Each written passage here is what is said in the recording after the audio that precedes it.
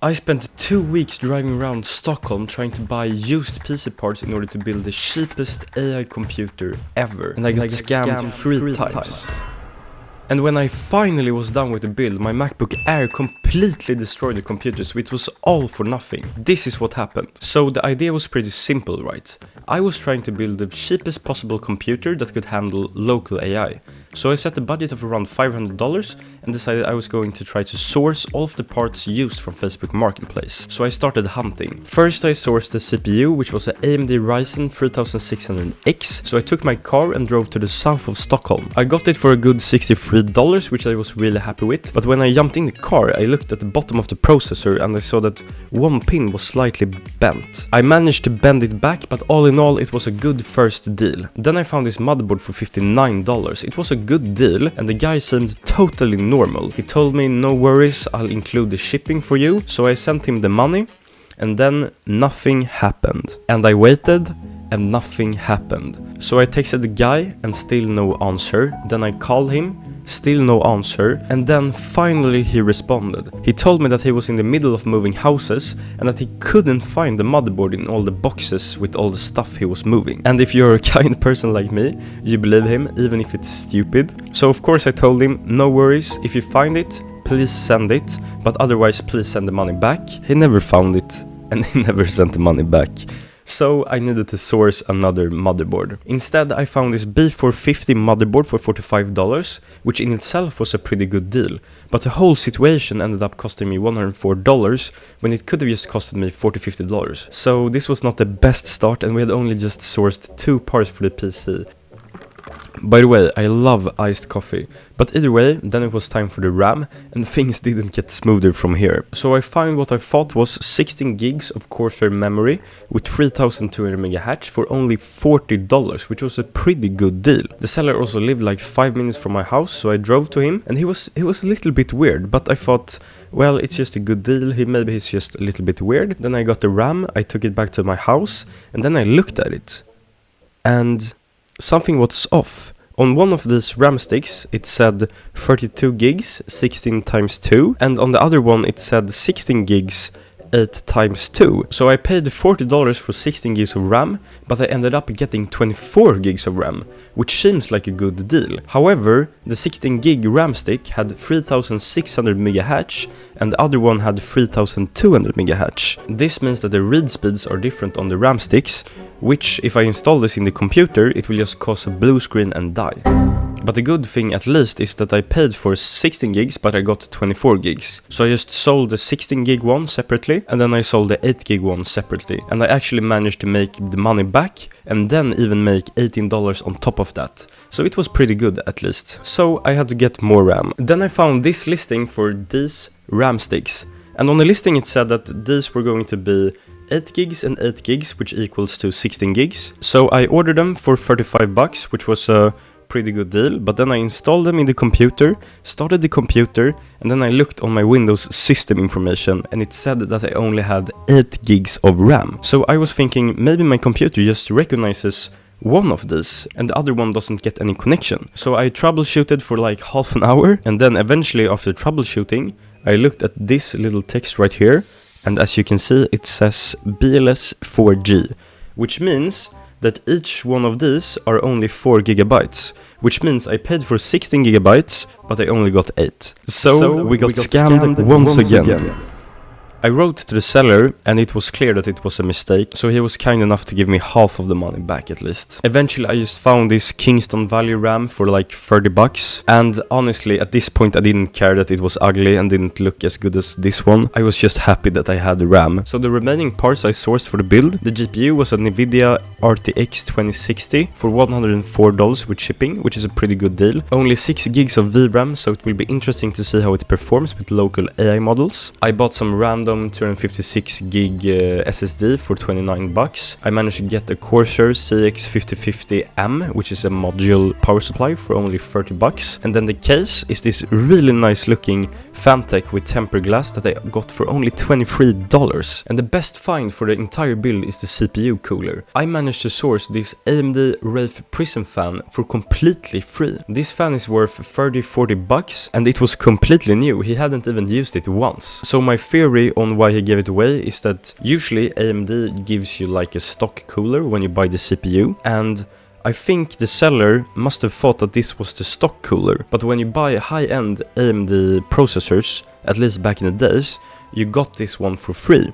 But I think he must have thought that it was just the standard cooler, so he had already ordered another one. So he just let it sit to collect the dust, and then he gave it away for free to me, which was very, very nice. So in total I ended up spending around $400.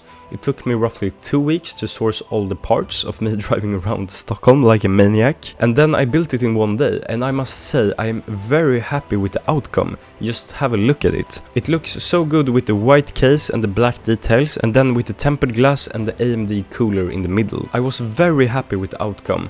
Now it's time to see if it can actually run some AI models locally. So I'm thinking we'll test it like normal, you see if it can do some math. Then we'll also hook it up to Claude Code and give it a simple task to create maybe a Pac-Man or Snake game, and then give the same Claude Code test to Claude Sonnet, and then compare the two ones and see how it does. Alright, so we have just downloaded Ollama, which we need in order to run local AI models on our system, and we've installed Claude Code, and I leave a link in the description if you want to download Claude Code. I have the full guide for you. So what we're gonna do is we're gonna fit a local language model on this computer. Now keep in mind we only have 6 gigs of VRAM, which may be a little bit short, but it will be interesting to see how it works. So for you that watched my last video, we put Gemma 4 on a simple MacBook Air, and we took this Gemma 4 E4B version, which is 9.6 gigabytes. So I'm thinking the first test is going to run this 7.2 gig model and see how it works. See if it still works despite being a little bit larger than the VRAM that we have. And then we'll try to use it with Claude Code and give it a simple coding task like creating Snake or a simple Pac-Man game and seeing how it performs. Then we'll do the exact same test with Claude Code, but with Anthropic's models like Sonnet or Opus, and see if there is any difference or if simple coding tasks works just as well with these small models. So in order to download this Gemma 4 E2B 7.2 gig version, we're gonna open the terminal,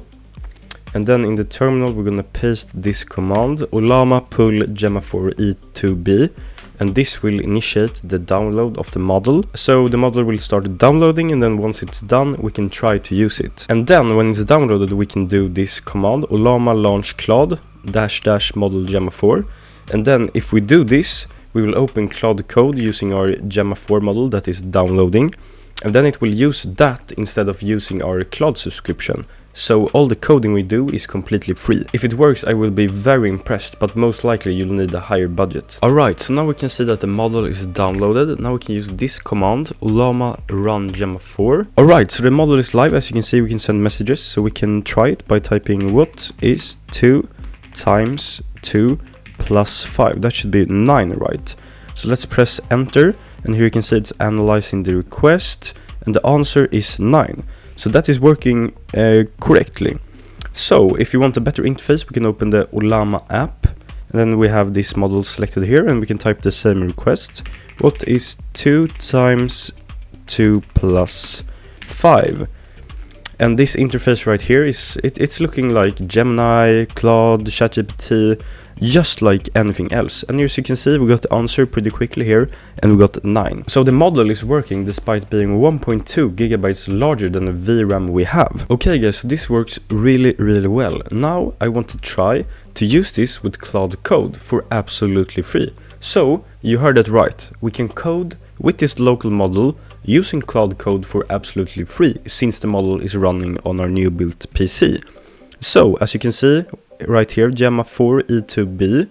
So all the things we do now will be completely free. So what I'll do is I'll take this prompt, and then we'll try to create a simple Snake game.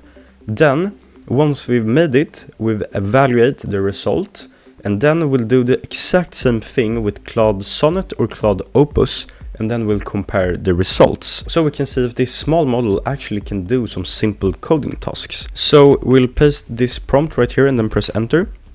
And now we'll let Claude Code cook, and then I'll come back to you. Alright, so when I run this command, I can certainly help you with the conceptual outline and code for a game like Snake using Python. However, I cannot execute or fully generate an entire complex runnable applications directly into a single perfect file without testing and debugging in a live environment. What I can do is I can provide you with the complete structured Python code for a basic Snake game using Pygame, which you can copy and paste into a file named snakegame.py and run yourself. Here is the complete code. So that's a little bit of a shame. E2B cannot use the tools to create like a full file, but at least it's outputting all the code absolutely for free. And then here in the bottom we can see that how to install this code: install Pygame, save the file, and then execute, and then we can test it. So I'm thinking we'll do this and I'll get back to you once I can test it. Okay guys, I can actually not get it working. I need to install some kind of earlier version of Python, and then I need to open this text document and then launch it manually.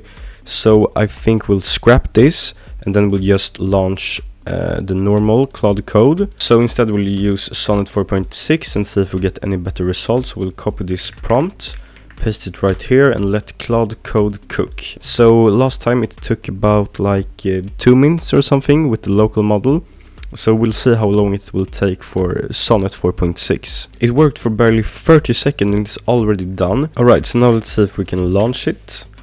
Ooh, and it works. Now let's see, restart. So as you can see, it's working. It was a lot easier using Claude Code to get it working, and we got much faster results. Would the output be roughly the same with the local model? Probably pretty similar, since Snake is not complicated at all, but it took a lot longer time. It was a lot more complicated to get it working. It couldn't create the Python file itself, so I think actually cloud-based models wins this time. Since this budget machine isn't good enough to run local AI models to do any real work, I've now listed it on Facebook Marketplace for $450 and hopefully it sells. So thank you for watching and make sure to subscribe.